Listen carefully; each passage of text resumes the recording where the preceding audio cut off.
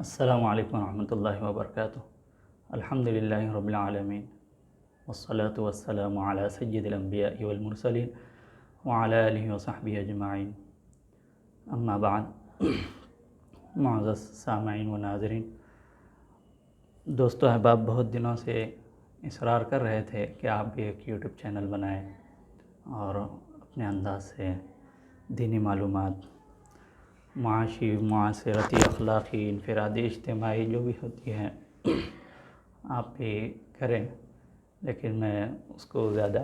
اہمیت نہیں دے رہا تھا۔ لیکن پھر میرے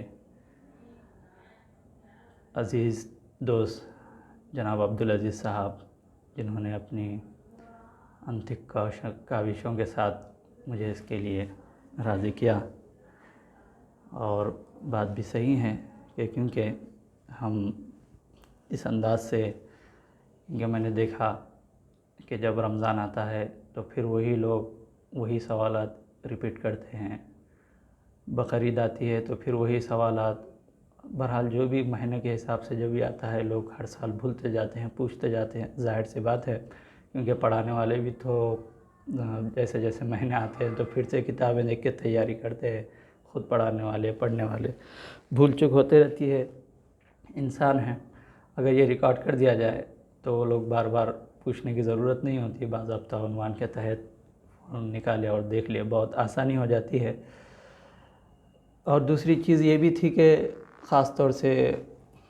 طہارت کے مسائل اور دیگر ایسے مسائل تھے جس کو بولنے کے لیے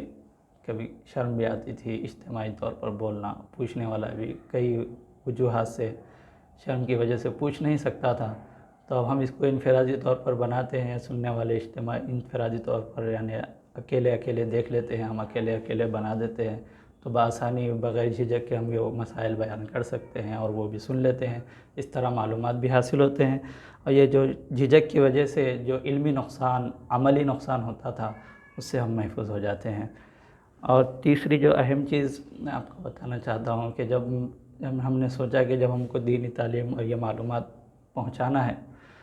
اللہ تعالیٰ سے دعا ہے کہ اس کے صحیح اخلاص، صحیح نیت کے ساتھ، اور لغزشیں اور تمام چیزوں سے دعا ہے کہ اللہ ہمیں اس سے محفوظ رکھے۔ زبان کی جو